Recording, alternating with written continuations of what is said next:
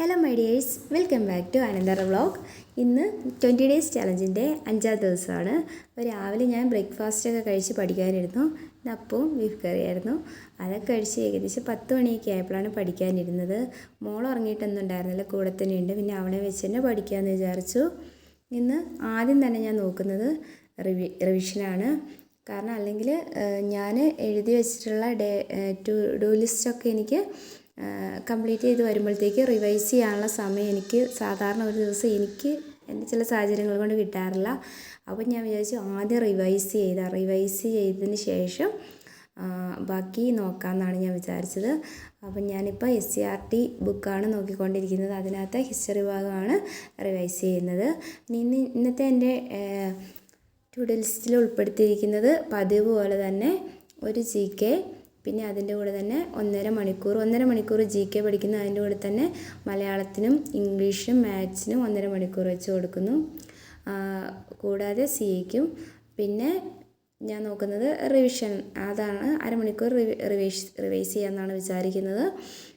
അപ്പം ഇന്ന് ഞാൻ GK പാർട്ടായിട്ട് എടുത്തിട്ടുള്ളത് കോൺസ്റ്റിറ്റ്യൂഷനാണ്. ആദ്യം ഞാൻ നോക്കിയത് റിവിഷനായിരുന്നു. അതിനുശേഷം മോള് നല്ലോണം ഡിസ്റ്റർബ് ആക്കിയിരുന്നു. അപ്പോൾ പിന്നെ ഫോണിൽ തന്നെ പിന്നെ CA നോക്കാമെന്ന് വിചാരിച്ചു. മോളെ എടുത്തിട്ട് ഫീഡ് ചെയ്യുന്ന ടൈമിലൊക്കെ ആണെങ്കിൽ ഞാൻ പരമാവധി ഇപ്പോൾ ഫോൺ യൂസ് ചെയ്താണ് പഠിക്കുന്നത്. എല്ലാം അത്യാവശ്യം കട്ടിയുള്ള ബുക്കാണുള്ളത്, നമുക്കറിയില്ല ഗൈഡൊക്കെ. അപ്പോൾ അത് വെച്ചിട്ട് മോളെ മടിയിൽ വെച്ചിട്ട് പഠിക്കാൻ നല്ല ബുദ്ധിമുട്ടുണ്ട്. അവൾ ഉറങ്ങാൻ തുടങ്ങുന്ന സമയമൊക്കെ ആണെങ്കിൽ അത് നടക്കില്ലാത്തതുകൊണ്ട് ഞാൻ എന്ത് ചെയ്തു, ഫോണിൽ തന്നെ നോക്കാമെന്ന് വിചാരിച്ചു. അപ്പം ഞാൻ ആദ്യം നോക്കിയത് CA ആയിരുന്നു. ഇപ്പം ഞാൻ നോക്കിയ CA ഒക്കെ ഞാൻ ഓൾറെഡി നോട്ട് പ്രിപ്പയർ ചെയ്ത് വെച്ചിട്ടുണ്ട്. പക്ഷേ ഞാൻ ഇതിൽ നോക്കി തന്നെ ഒരു തവണ വായിച്ചു പോയതാണ്. അപ്പോൾ ഒന്നുകൂടെ റിവിഷൻ പോലെ തന്നെ നോക്കാമെന്ന് വിചാരിച്ചു. പിന്നെ നോക്കിയത് മലയാളമായിരുന്നു. മലയാളത്തിൽ തൂലികാനാമങ്ങളാണ് നോക്കിയത്. അത് അധികം ഒന്നും പഠിക്കാനില്ലെങ്കിൽ കൂടി അത് നമുക്കത് അങ്ങോട്ടും ഇങ്ങോട്ടും എനിക്ക് മാറിപ്പോകാറുണ്ട്. അപ്പോൾ അത് നോക്കി. പിന്നെ ഫണ്ടമെൻ്റൽ റൈറ്റ്സ് ആണിന്ന് കോൺസ്റ്റിറ്റ്യൂഷനിൽ നോക്കുന്നത്. ഒത്തിരി തവണ PSC പഠിക്കുന്ന കാലം മുതൽ നമ്മൾ ഫണ്ടമെൻ്റൽ റൈറ്റ്സ് ഒന്നും വിടാതെ പഠിക്കുന്നതാണെങ്കിലും കുറച്ചധികം പഠിക്കാനുള്ളതുകൊണ്ട് നമുക്ക് എപ്പോഴും അതിൻ്റെ ആർട്ടിക്കിൾസ് ചിലപ്പോൾ എനിക്ക് അങ്ങോട്ടും ഇങ്ങോട്ടൊക്കെ ചിലതൊക്കെ മാറിപ്പോകാൻ സാധ്യതയുണ്ട്. അപ്പോൾ നല്ല രീതിയിൽ ഒന്നുകൂടെ റിവൈസ് ചെയ്തു. പിന്നെ എനിക്ക് ഫോണിൽ നോക്കി പഠിക്കുന്നതിനെക്കാട്ടും കുറച്ചുകൂടെ എനിക്ക് കൂടുതൽ ഇഷ്ടം, പേഴ്സണൽ ഇഷ്ടമായിട്ടുള്ളത് നമ്മൾ എഴുതി വെച്ച നോട്ട് അല്ലെങ്കിൽ നമ്മുടെ ഗൈഡൊക്കെ നോക്കി പഠിക്കാനാണ്.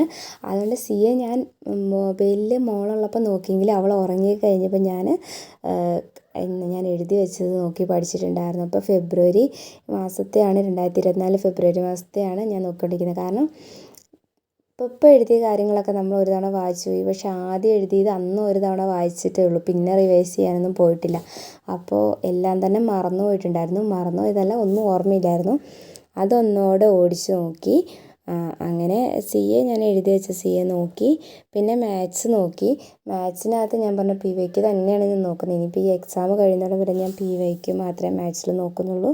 കാരണം എൻ്റെ നോട്ട് കംപ്ലീറ്റഡ് അല്ലാത്തതുകൊണ്ട് ഞാൻ ഇനിയും നോട്ട് എഴുതിക്കൊണ്ടിരുന്ന ഞാൻ ഫോളോ ചെയ്യുന്ന ചാനലിലാണെങ്കിൽ അത്യാവശ്യം നല്ല രീതിയിൽ പ്ലേലിസ്റ്റിലുണ്ട്. ഒരു എക്സാമ്പിൾ പറയുകയാണെങ്കിൽ പേഴ്സൻറ്റേജ്, അങ്ങനെ ഒരു ഇതിനെ കുറിച്ച് തന്നെ അത്യാവശ്യം 3-4 പാർട്ടായിട്ടൊക്കെയാണ് വീഡിയോസ് കിടക്കുന്നത്. അപ്പോൾ അതൊക്കെ ഇനി എനിക്ക് എഴുതി തീർത്തിട്ട് പഠിച്ചെടുക്കാനുള്ള ടൈമില്ലാത്തതുകൊണ്ട് തന്നെ ഞാൻ PYQന് മാത്രം ഫോക്കസ് ചെയ്തിട്ടാണ് ഇപ്പോൾ പോകുന്നത്. അപ്പോൾ ആ രീതിയിൽ. പിന്നെ ഞാൻ അതിനുശേഷം പിന്നെ നോക്കിയിട്ടുണ്ടായിരുന്നത് ഇംഗ്ലീഷും അതുപോലെ തന്നെ ഞാൻ മൊത്തം നോട്ട്സ് കംപ്ലീറ്റഡ് അല്ല. പിന്നെ എൻ്റെ കയ്യിൽ ബുക്കില്ല താനും, ഇംഗ്ലീഷിനായിട്ട് സെപ്പറേറ്റ് ബുക്കൊന്നുമില്ല. റാങ്ക് ഫയലിലെ കാര്യങ്ങളൊക്കെ നോക്കിക്കൊണ്ടിരുന്നത്. പക്ഷേ റാങ്ക് ഫയൽ മാത്രം ഫോളോ ചെയ്തിട്ട് കാര്യമില്ല. അപ്പോൾ കുറച്ച് ടിപ്സൊക്കെ ആഡ് ചെയ്തിട്ടുള്ള യൂട്യൂബ് ക്ലാസ്സസൊക്കെ നമുക്ക് ഇഷ്ടമാതിരി, ഇപ്പോൾ സോഷ്യൽ മീഡിയ ഉള്ളതുകൊണ്ട് തന്നെ നമുക്ക് ഇഷ്ടമാതിരി യൂട്യൂബ് ക്ലാസ്സസ് അവൈലബിൾ ആയിട്ടുണ്ടല്ലോ. നമ്മൾ പഠിക്കാത്തതിൻ്റെ ഒരു കുഴപ്പമുള്ളൂ. പഠിക്കാനാണെങ്കിൽ നമ്മുടെ മുന്നിൽ ഇഷ്ടമാതിരി വഴികളുണ്ട്. അപ്പം എനിക്ക് ഫേവറായിട്ട് തോന്നിയിട്ടുള്ള ഒരു നല്ല യൂട്യൂബ് ചാനലുണ്ട്, അത് ഇംഗ്ലീഷിൻ്റെ. അപ്പോൾ ആ മാമിനെ ഫോളോ ചെയ്തിട്ടാണ് ഞാൻ നോട്ട്സ് കാണുന്നത്. ഇപ്പം ഞാൻ ടിപ്സൊക്കെ തന്നെ കണ്ടിട്ട് എക്സാം എഴുതാൻ, കാരണം എനിക്ക് ഈ ശനിയാഴ്ച ഒരു എക്സാം വരുന്നുണ്ട്. പിന്നെ എനിക്കിനി വരാൻ പോകുന്ന സെക്രട്ടേറിയറ്റ് അസിസ്റ്റൻ്റ് എക്സാമാണല്ലോ.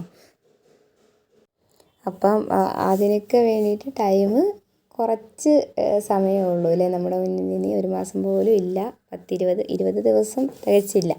അപ്പോൾ അതുകൊണ്ട് ഇനിയിപ്പോൾ ഈ ഒരു രീതിയിലൊക്കെയാണ് ഞാൻ എൻ്റെ പഠനം കൊണ്ടുവന്നത്. ബാക്കി എക്സാം ഏത് രീതിയിൽ വരും എങ്ങനെ വരുന്നതൊക്കെ ദൈവത്തിൻ്റെ കയ്യിലുള്ള കാര്യങ്ങളാണല്ലോ. പിന്നെ നമ്മൾ നല്ലോണം ഹാർഡ് വർക്ക് ചെയ്തിട്ടുണ്ടെങ്കിൽ നമുക്കതിന് നല്ല റിസൾട്ട് കിട്ടും. നമ്മുടെ പഠനം ഉഴപ്പിയുള്ളതാണെങ്കിൽ നമുക്ക് അതനുസരിച്ച് തന്നെ റിസൾട്ടും കിട്ടത്തുള്ളൂ. ബാക്കിയെല്ലാം വരുന്നിടത്ത് വെച്ച് കാണാം. ഇനി ഇഷ്ടംമാതിരി എക്സാമുകൾ വരാനുണ്ടല്ലോ എന്നുള്ള ഒരു ശുഭാപ്തി വിശ്വാസത്തിലാണ് ഞാനിപ്പോൾ മുന്നോട്ട് പോകുന്നത്. അപ്പോൾ നമുക്ക് വേറൊരു വീഡിയോ ആയിട്ട് വീണ്ടും കാണാം. അതുവരേക്കും ബൈ ബൈ.